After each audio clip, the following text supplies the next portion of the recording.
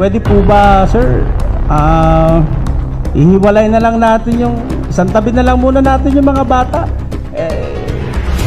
May mga problema po kasi sila sa health. Isang tabi na lang po natin.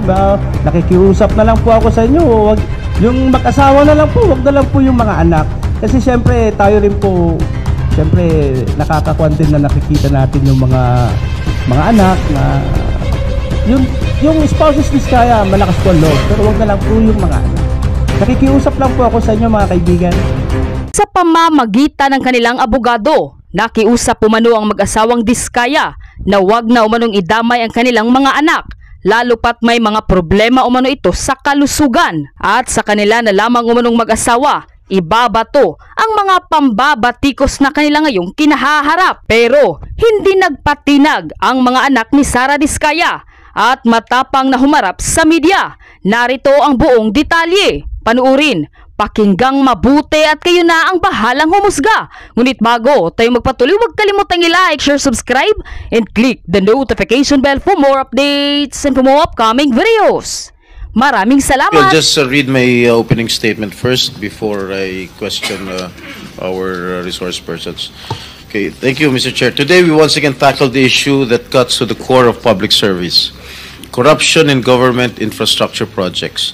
Billions of pesos have been allocated for flood control and drainage programs intended to protect lives, properties, and livelihoods from the devastating effects of typhoons and flooding. Yet, allegations of padded contracts, ghost projects, and substandard implementation now cast doubt on whether these funds truly serve their purpose. Mr. Chair, please allow me to state this for the record. Ang sabi po ng iba, wala raw po akong karapatan na magtanong, magalit, o manindigan laban sa isyu ng korupsyon. My life and struggles are an open book. Pero ni minsan, hindi ako tumalikod sa kahit anong akusasyon o paratang laban sa akin. Hinarap ko hindi lamang kaso, kundi ang kaparusahan. At sa huli, ay napatunayan na wala po akong sala. This investigation is not about me. Huwag niyo pong ilihis ang issue. Sa ngayon, wala ni isang tao ang umaamin. Walang gustong managot. At kung pwede, lahat ay magpapalusot. This investigation is about transparency and accountability. Kung wala kayong kasalanan, magsabi kayo ng totoo, dahil kung hindi, sinisiguro ko na mananagot kayo hindi lamang sa batas at sa Senado, kundi sa taong bayan. Mr. Chair, if I may continue. Madam Tapos Diskaya, na yung 5 minutes mo. May opening ka pa kasi. O sige, the news pagbibigyan report. kita. Madam Diskaya, Sarah,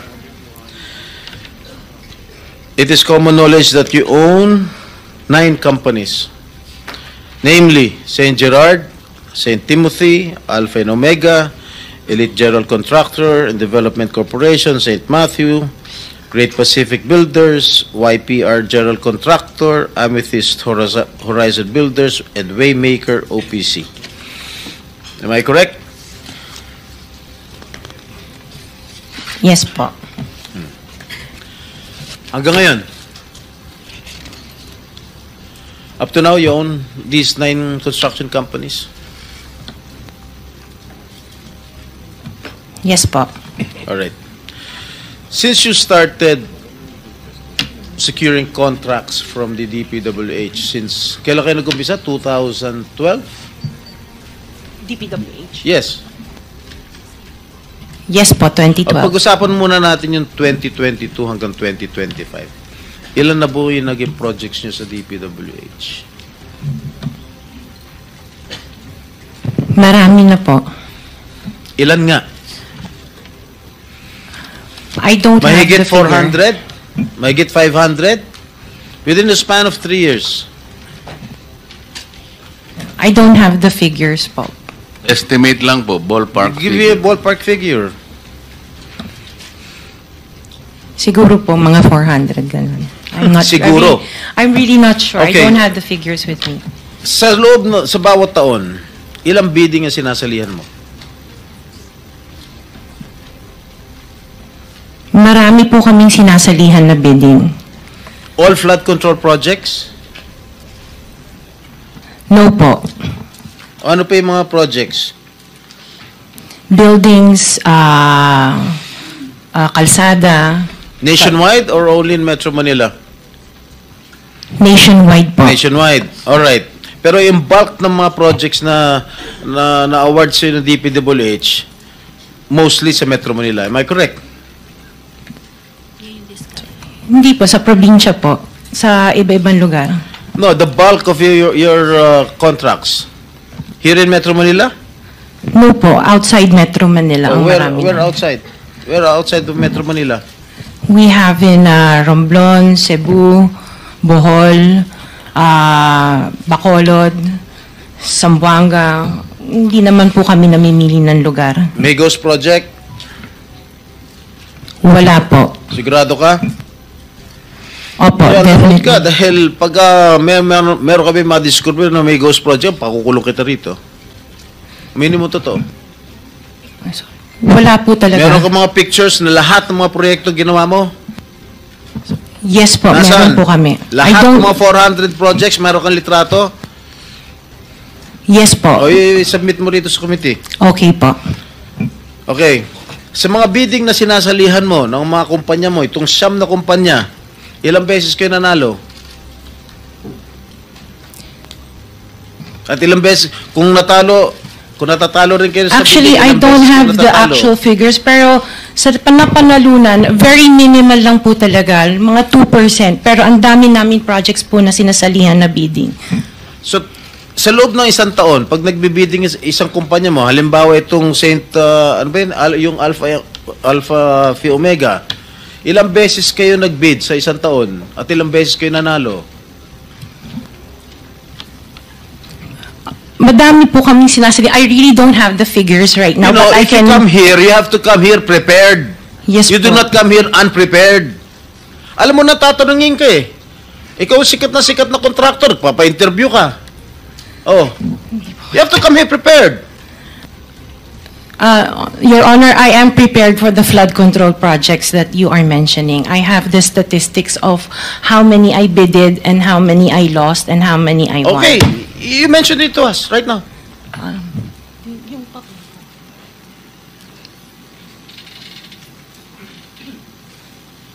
You are asking her to relate the 400. No, Parang mahirap naman yata. hindi. 400.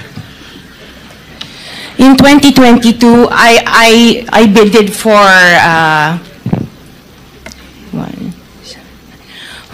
491 projects. This is just for the flood control, Your Honor. How many projects for 491. 491. I joined the bidding. Po. Oh. This is in 2022. I only got 71 projects from the 491 na sinalinan ko po. 71 only. How many companies? Ito This is just for Alpha and Omega Oh, po. what about the other companies? What about the other 8 remaining companies that you I own? don't have the statistics Oh. for that because I was only called as Alpha Wait, and Omega. You admitted earlier when I asked you if you own these 9 companies and you answered in the affirmative.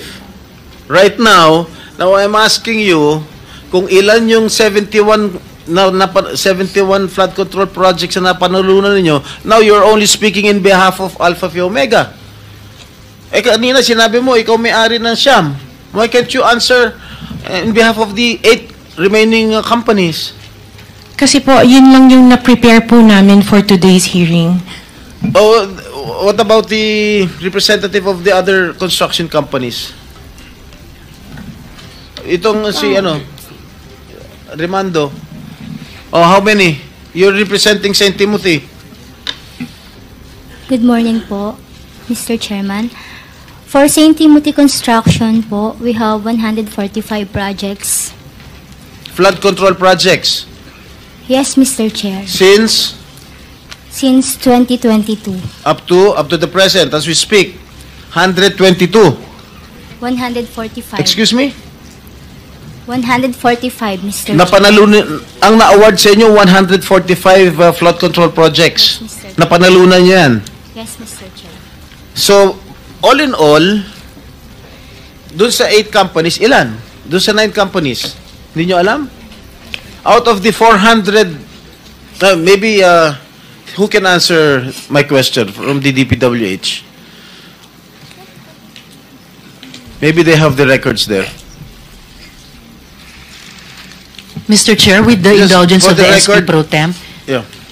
Yes, Senator Risa. kaugnay nung pagtatanong ni SP Pro Temp sa ngayon, gusto kong makapag-flash ng screenshot po nung siyam na calling cards, nung siyam na kumpanyang iyon. Calling card po ni Mr. Curly Discaya, na asawa po ni Ms. Discaya. So, mag-asawa po, dapat alam po nila in greater detail itong mga kumpanyang ito.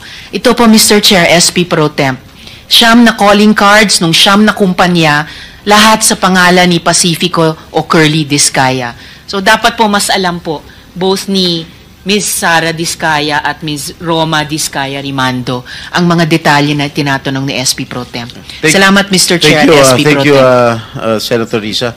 Okay, for the record, yung may-ari ng St. Gerard Construction, nandun yung pangalan ng asawa mo, Pacifico Discaya. Okay?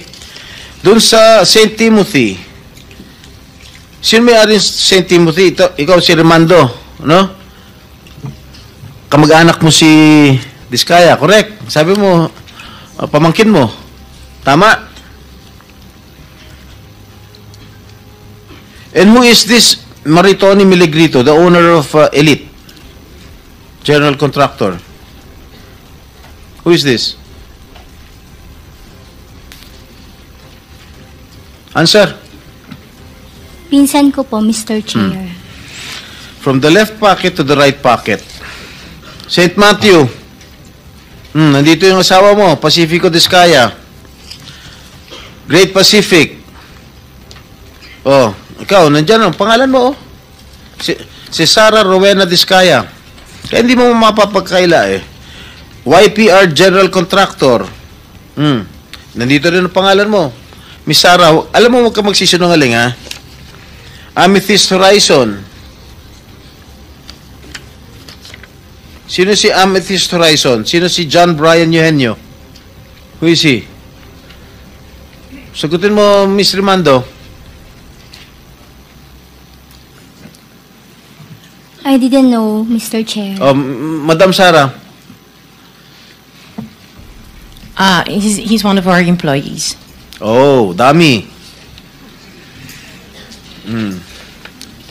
Waymaker. Sino si Gerald William Discaya? He's my eldest son. Okay.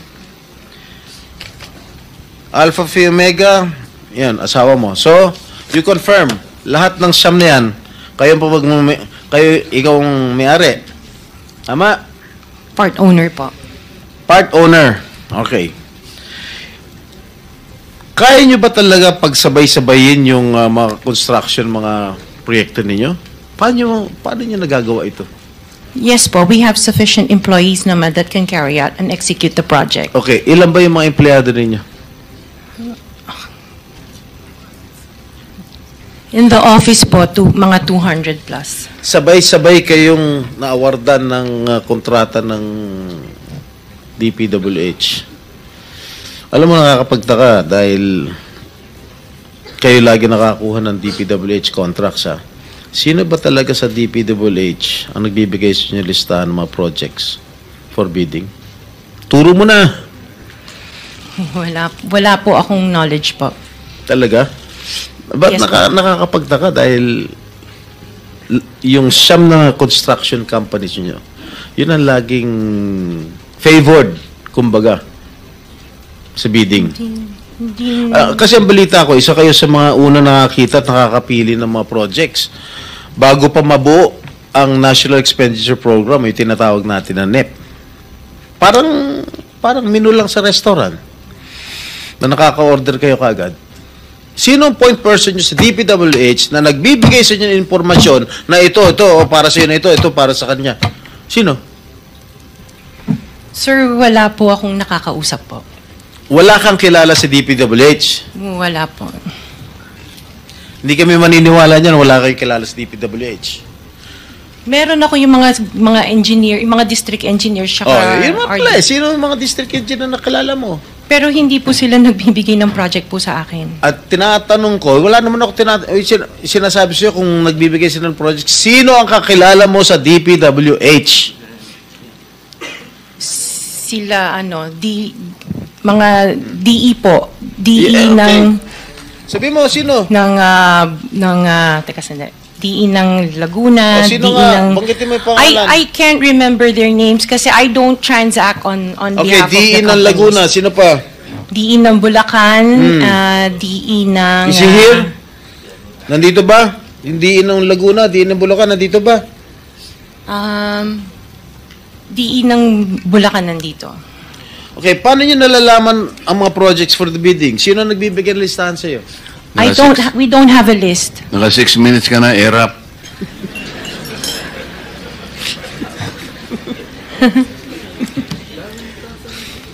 Okay, I don't have a list po. Interjection, Mr. Chair, with the permission of the SP Pro Temp. Okay. On the DPWH na binanggit po niya, Mr. Chair. Okay. Salamat, Mr. Chair, SP Pro Temp. Dahil natatanong po ni SP Pro Temp ang DPWH din in connection sa mga diskaya. I wonder, Mr. Chair, kung natignan na po, nasilip na po ng DPWH, kung may practice ang mga diskaya companies ng pagpapahiram o pagpaparent out ng lisensya nila para mag-force multiply sa capacity nila. Para kahit 200 lang daw ang staff sa opisina, kaya nilang mag-implement ng 491 projects or 71 projects, 145 projects in any 1 year. I wonder, Mr. Chair, kung nasilip na po yun ng DPWH. Incidentally, Senator Risa, you are the next interpellator, so you may want to continue with your 5 minutes. Thank you. Will do. Thank you, Mr. Pinatapos Chair. mo na ba ako, Chair? Ha? Okay. One last question, if I may. One last question, Mr. Chair, Senator Risa. Madam Diskaya, saan nyo ba kinukuha yung mga coaching imported, mga luxury cars? Ang balita ko, dun sa interview mo, binili mo yung isang Rolls Royce dahil nagandahan ka sa payong. Tama ba? Sir, yes po. Samantalang, ilan yung luxury cars mo? Nasa 28 po. 28 lang. Ano Yes. ano ito mga ito? Rolls Royce, Ferrari. I don't have a Ferrari. Ano yung mga luxury cars? Lamborghini. No rin. Cadillac. Saan binili? Sagutin mo na. Saan mo binili? Sa dealer po. Sino dealer? Dito, local? Local dealer o sa abroad? Freebell Enterprises tsaka yung isa Auto Art. Dito, sa Pilipinas? Yes po. Hindi ka nag-import? No po. Dito, may dealer ng mga Yes po. Rolls Royce. May dealer ng Rolls Royce meron dito. po. Ano pa yung mga ibang luxury cars mo? Yung anong tawag dito, yung Cadillac and the GMC. Cadillac Escalade, ganon? Yes po. Oh. The GMC. Yun lang. Sinong dealer? I mentioned earlier Freebell Enterprises and Auto Sa Art. lahat ng kotse mo, yun ang mga dealers mo? Dalawa lang sila. Dalawa po. yung dealers mo. Yes po. What other luxury cars do you own? Yung iba dito na, the Maybach. Dito Maybach, ko na binili. Mercedes. Yes po. And then, yung iba, dito na rin yung Range Rover. Bentley. The Bentley dito na rin po. Paano kayo nagka-interest sa kotse? Saan nyo gagamitin yung 28 kotse na luxury cars? Araw-araw gusto mo Collection. palit ng kotse? No, I have 4 kids that use it all the time for them to Oh, be 4 taken to kids school. lang. O, bigyan mo tig-isa, pero 20, ilan yun? 20 ka mo? 28? 28. Opo. My God. And you bought that from the taxpayers' money? No po. Hindi po. Huwag na tayo That maglokohan will be- dito. Let's allow our people to decide on that anyway. Just Senator, linawin na yung pangalan. Senator Risa, sorry nagkamali ako. Chairman, Si- just the 2 names of the dealers. Dealer ako ng kotse, kaya ako alam yan eh. Sino yung dalawa? Pinagkukunan mo ng luxury cars? Free Bell Enterprises Ha? and Free Bell Enterprises Free Bell. and yung isa Auto Art. Auto Art. Yes Okay. po. Thank you. All of this, ang pagkakaalam nga namin, ang may-ari nito ay sila Mrs. Diskaya. Ano? And Mrs. Diskaya is here. So, pwede po bang, Mrs. Diskaya, pwede po bang ibalita nyo sa amin, ikwento nyo sa amin yung mga napanood namin sa inyo sa television na sinasabi ninyo. Kailan po kayo unang nagkaroon ay kumita ng bilyon sa construction industry? Anong taon po yun? Good morning po. Billion po. Opo, kwento nung, narinig po namin sa television, sinasabi nyo sa interview nyo dahil tinanong kayo kung anong naging gateway para gumanda ang buhay nyo. Sabi nyo kayo hindi naman nakakaangat nung araw. At tapos sabi ninyo ay noong DPWH na kami. Yun po yung sagot ninyo So, at tinanong kung magkano at sabi nyo bilyon. Kailan po itong unang bilyon na kumita kayo sa DPWH? For the knowledge of everyone, so St. Gerard, Alpha and Omega, we have been in the construction business for 23 years. So I would presume that in the 23 years, pwede naman siguro kami po kumita. Yung billion, when I said DPWH, because prior to that, we were in local government. So ang hirap makasingil sa local government. They spliced the video that was taken of me and just mentioned the DPWH. So, contractor na po kami for 23 years. So you're saying that the television station and the persons interviewing you edited your answers? I think so, sir, kasi I did mention that I was doing local government as well as private po. If I may, with With the permission of the chairman, Senator President Pro Tem. Ma'am Sara, ano ba naging trabaho niyo bago kayo pumasok sa mga kontrata sa gobyerno?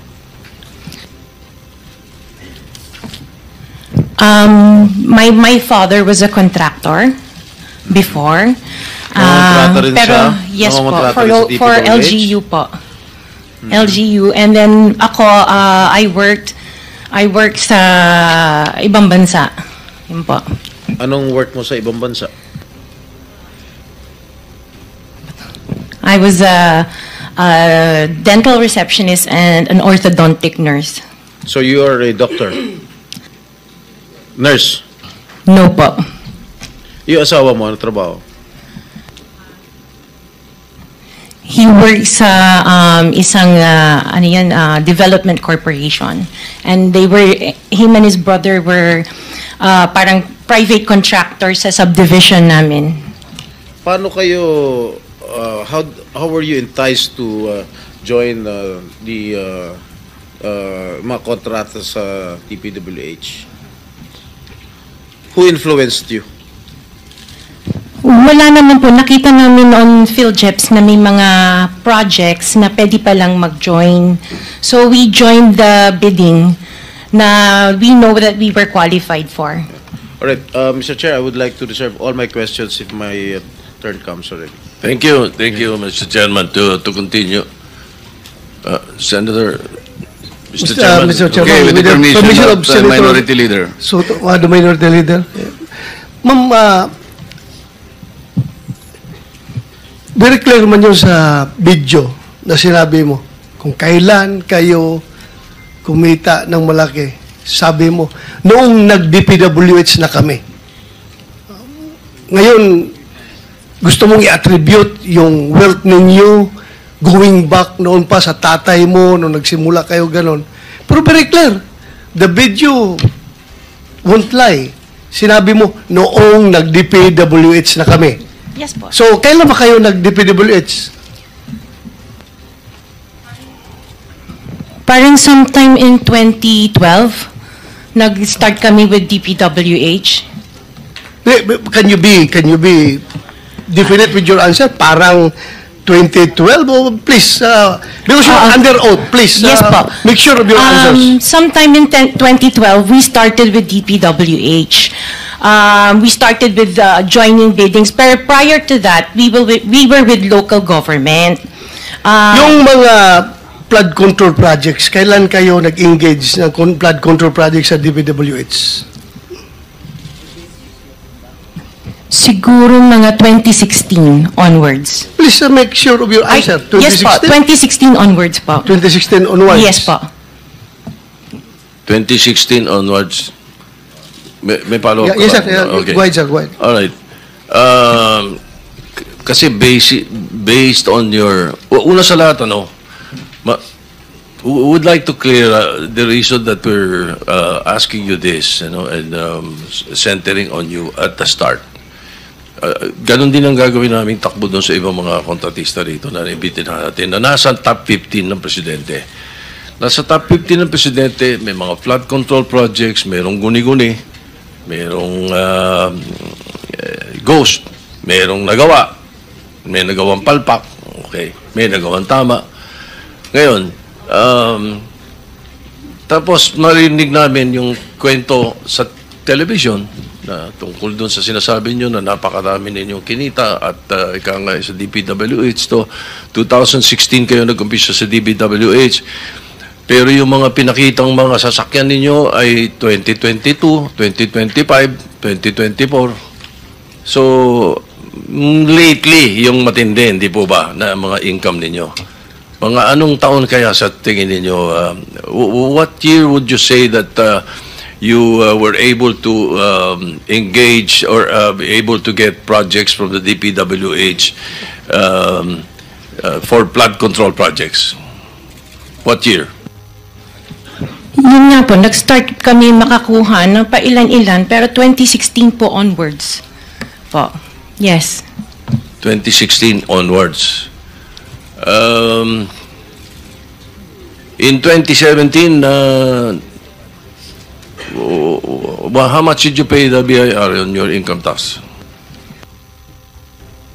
Sorry, I don't have the data on me right now kasi I have an accountant that handles that po. Pero I can get it for you. If Yes, please. May we request that Yes po. we find out how much your income taxes were paid from that time, 2016 to the present. No? Okay po. All right. Now, Mr. Chairman, in 2015, St. Gerard, which you own also, no, Mrs. Discaya, was suspended by the DPWH. In 2020, they were blacklisted by the DPWH. However, St. Gerard's pickup license was renewed and is valid from July 1, 2023 to January 28, 2026. For St. Timothy, which you also own, it was found out by the President that the 2023 Bulacan River project amounting to 96.4 million was deemed completed even in more than 200 meters of revetment were not built. St. Timothy's pickup license was also renewed 2025 to 2027. So, Engineer Takay, what is the basis for the renewal despite the issues in their previous projects?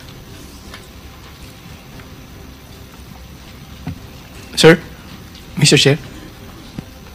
Engineer Takay, can you not answer? You're the chairman. Bakit itong executive director ang pinasasagot nyo na pinasasagot? Yeah, the blacklist that was issued by the DPWH, Your Honor, has certain time limitations.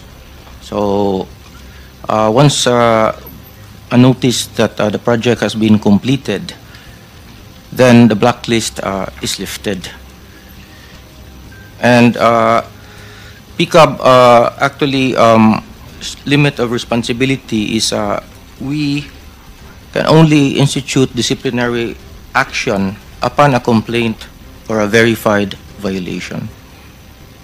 Ibig sabihin, pag walang nagko-complain, sige lang na sige.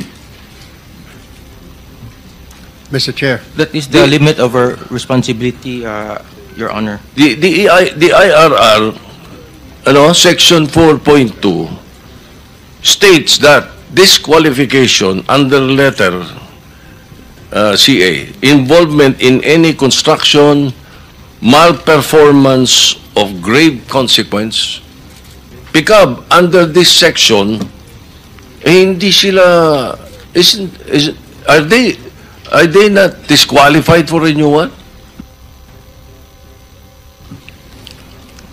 The blacklist, Your Honor, is issued by the DPWH. If the blacklist is lifted by the implementing agency, then their licenses can be renewed. However, we also have another mechanism that if there is a verified complaint or complaint from the LGUs or from the implementing agency, then we hear the case and then apply the penalties that are commensurate to the offenses that are being committed. For example, Your Honor, the DOLE reports to us a lot of infractions that are committed by contractors, such as unlicensed contractors implementing construction work, unsafe practices resulting in the death of people in the workplace, and we act upon that immediately. In fact, Your Honor, we submitted, upon the request of the BIR, we submitted last July 25 our transmittal regarding the request for the documents of the construction group of Diskaya, because if and when the Bureau finds out that their papers are not actually compatible to the papers that are submitted at the PCAB, then we will suspend or revoke all of their licenses automatically, because there is now complaint. And we have communicated with the Bureau.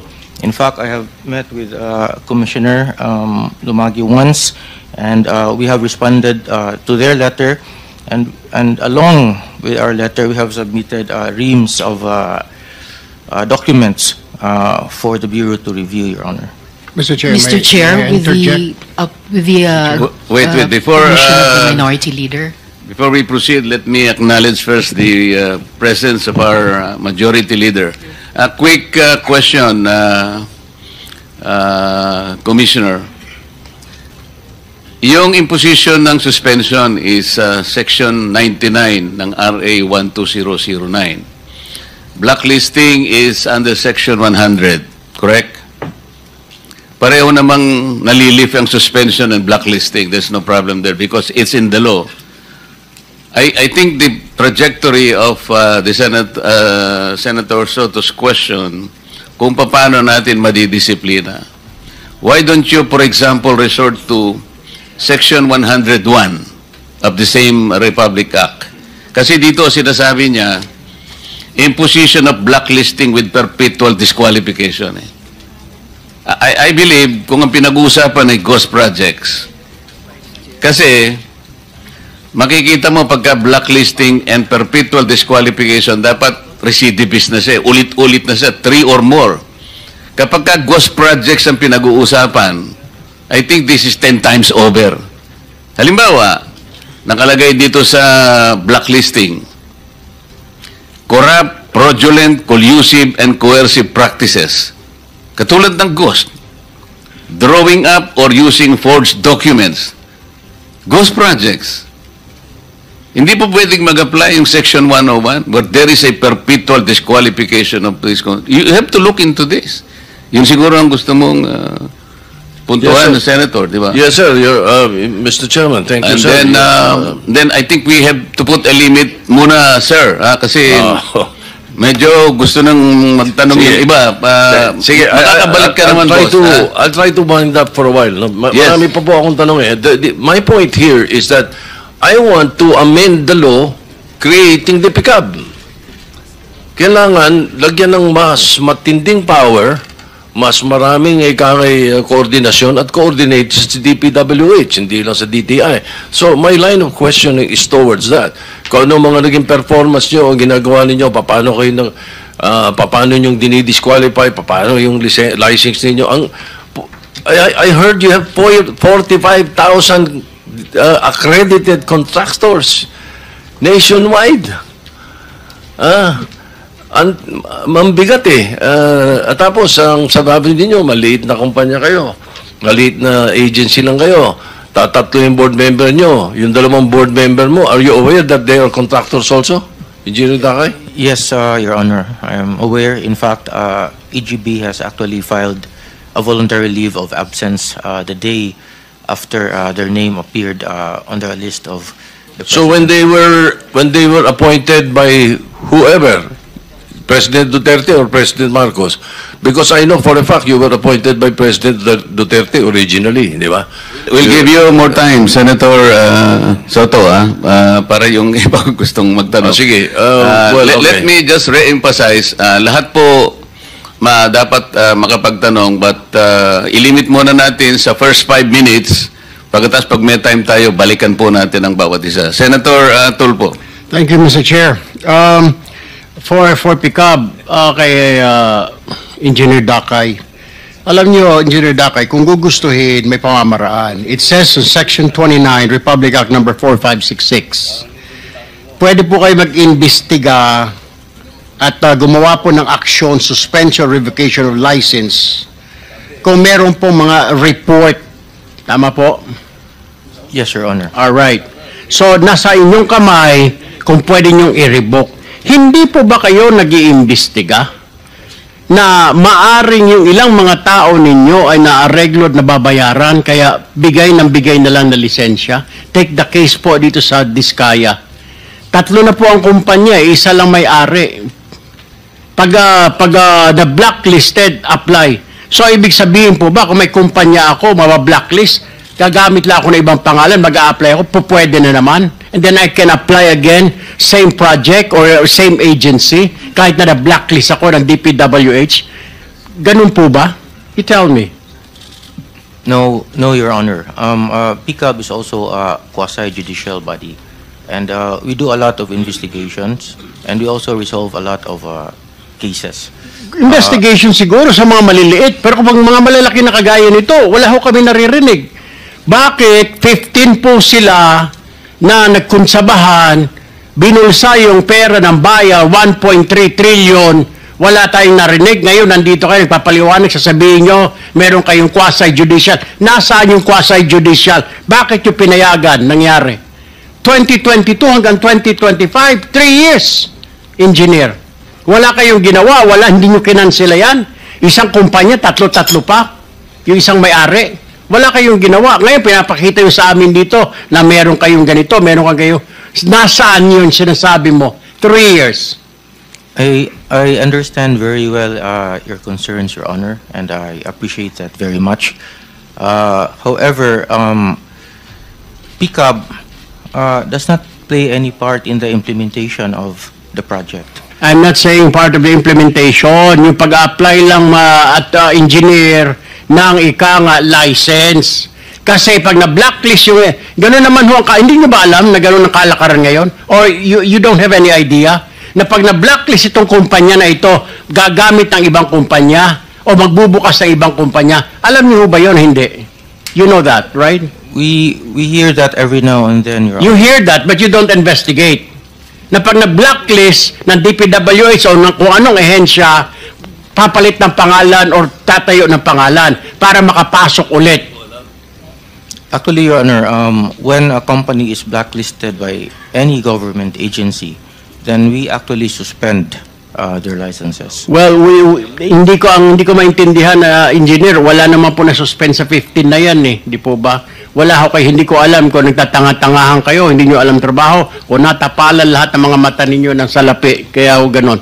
Balikan kita mamaya, Mr. Chair. I'd like to go to direct this question to Ms. Zara Diskaya.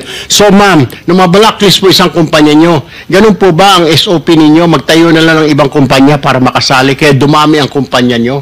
Or kaya kayo nag-apply ng mga lisensya dito sa PICAB ay para may maparentahan po kayo na mga lisensya po ninyo? Kasi napakadami po, Ms. Diskaya, yung inyong proyekto kung saan-saan na, abay, daig mo pa yung gobyerno. Imposible naman yung equipment nyo rito, may equipment kayo dito, napakadami yung equipment. Tama po yung sinasabi ni Senator Tito Soto na sa isang lugar, napakadami yung equipment, sa iba't ibang lugar.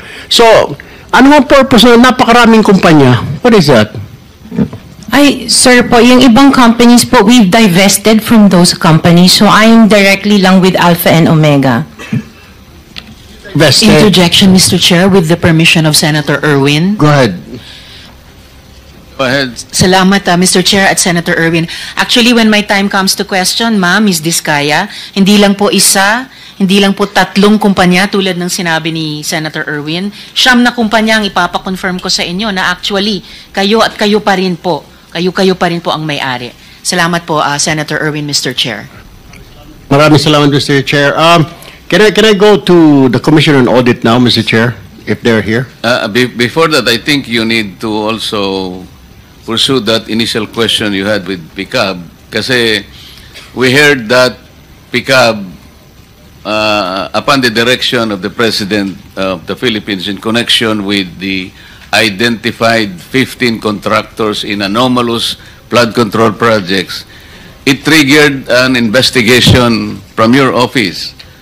And I believe somebody told me that you communicated directly with the DPWH to be able to pursue investigation insofar as the 15 contractors are concerned.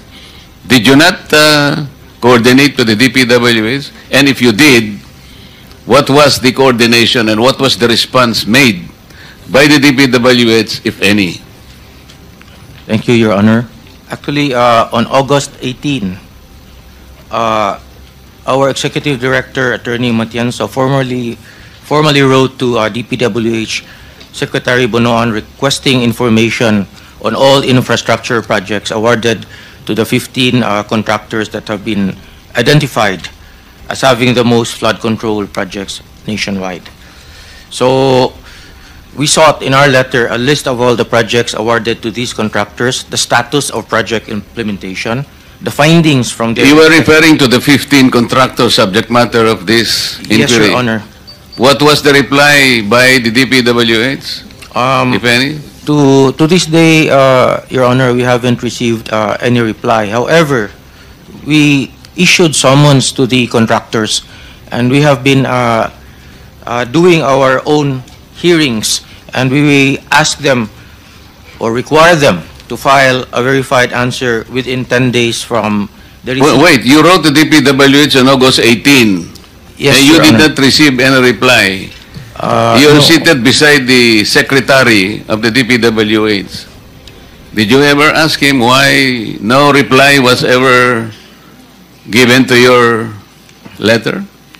Well, Your Honor, in the interest of public service and expediency, we just went ahead with our investigation and summoned the 15 contractors. Not only the 15 contractors, but the other contractors that were mentioned by the President in But subsequent... the information you were asking from the DPWH, I believe, are essential information. How can you conduct your investigation without waiting for the information that you sought in the first place?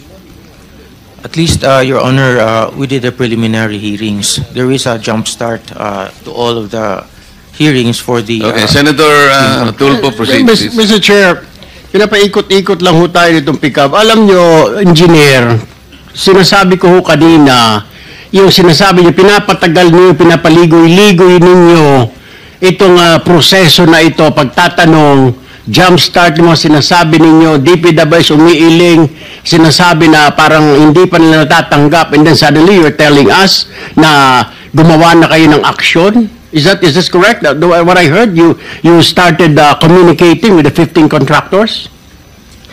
Actually, the day after the President mentioned the 15 contractors, we actually summoned the 15 contractors for investigation. Okay. So, ongoing investigation. Yes, Your Honor. Anong siglo natin malalaman ang resulta ng investigation nyo? Kasi pag ang gobyerno nag-imbestiga, taon na binibilang, baka retired na kami lahat dito, nandyan pa kayo nag-imbestiga. When do we expect the result of that investigation? Okay, Your Honor, for starters, we have preventively suspended their ARCC for flood control. So that means that they cannot bid for any subsequent flood control projects. Hindi naman nila kailangan po magbidding dahil na kumita na ito mga ito eh. Yun lang ho, yung they cannot subsequent flood control projects, di na sila pwede magbidding. Dapat to, suspindihin nyo na ho lahat yan eh. Mismo ang Pangulo nagsabi, deficient yung kailang mga proyekto, substandard, ghost project, ganun lang. Next flood control project pa sila suspendido. Ngayon hindi sila tanggalan ng lisensya. Kailan ho natin maririnig, engineer, na suspendido mga lisensya nila o kumpiskado ng mga lisensya nila? When will we hear that? Your Honor, we are seriously investigating and conducting the hearings at PCAB, Your Honor. And Do you have a time frame for that, Mr. Chair? Yes, Mr. Chair, because we have to also realize and recognize that the contractors are also represented by counsel. Kasi ang totoo niyan, hindi importante sa amin yung suspension or blacklisting. Ultimately, revocation ang pinag-uusapan dito eh. Kasi seryoso po ito eh. I would request my colleagues to also put in perspective ang hinahanap po natin nung dito yung mga ghost projects. So gusto ko pong marinig po yung mga tanong ninyo. Hanapin po natin sa DPWH. Kasi importante po ito, kailangan nating ilagay muna sa umpisa. Bakit po yung ipinangako ng mga ghost projects na dapat sana ito yung ating sinusubaybayan ngayon, kagaya po ng aking opening statement. Ang iniintay po namin na hindi bababa sa 50 ghost projects. Sa listahan po namin, meron na po kami. Kaya lang, kagaya na sinabi namin, 2 lang po ang formally na inadmit ng DPWS na ghost projects. Kaya po nakaka-disappoint. Maybe... Yes, Mr. Chair. I will just reserve some of my questions later to give way to the other senators here. But I have only one last question, Mr. Chair, for Mrs. Diskaya. Ma'am, sinabi ho ninyo, nag-divest na po kayo. Ano yung sabihin ng divest? What do you mean by that? We are no longer part of those companies. Okay. Kung hindi na po kayo part of those companies, how come you're still the chief operating officer, pati ang asawa mo sa ilang construction companies na ito? Hindi po ako COO ng mga companies po. Ma'am, you're under oath. Don't forget. Opo, CFO po, pero hindi ako COO po. COO. So, bakit po ikaw CFO pa rin kung nag-divest na po kayo, opisyal pa rin po kayo dyan? Sorry, tumutulong lang po ako dun sa mga ibang companies po. So you haven't, with the permission, you haven't completely divested all your interest in that Before we company. continue, let me acknowledge the presence of Senator Rapi Tulfo. Thank you. Answer. So you didn't divest totally. You're still the CFO according to you. Opo, pero hindi po ako nagmamanage po ng mga companies na yun. Wala na po ako. Wala po ako dun sa ano. Sorry.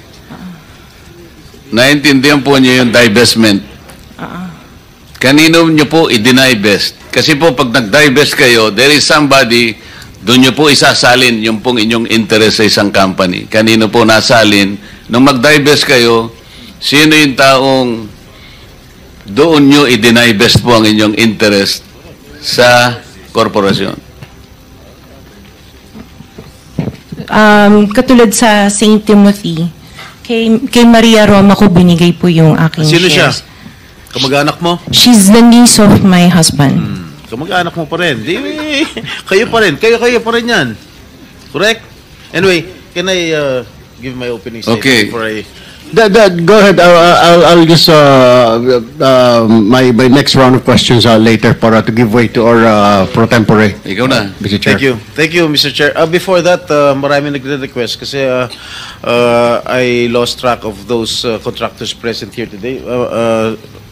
Comsec, can you please mention who are those contractors present here today? Merong wawaw dyan.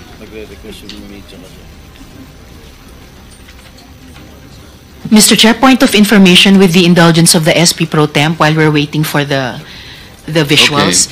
Pinag-uusapan kasi just now, no, na yung claim na nag-divest sa kumpanya ang pamilyang Diskaya, who by the way, pinangalanan ng Philippine Center for Investigative Journalism na King and Queen of Flood Control Projects dahil sa kanilang extravagant lifestyle. We have information na listed pa nga bilang beneficial owners sa disclosure ng St. Timothy. Yun na nga po, si Maria Roma Angeline Diskaya Rimando. So, they are still connected to those companies, Mr. Chair and SP Pro Temp. Bukod pa po sa idadagdag ko pang information mamaya, kaugnay ng interpellation ni Minority Leader na hindi totoong nag-divest, at kung nag-divest man, allegedly, hindi pa nila ginagawa yung iba pang mga requirements doon vis-a-vis, for example, the Securities and Exchange Commission. Salamat, Mr. Chair, SP Pro Temp. Noted, Senator.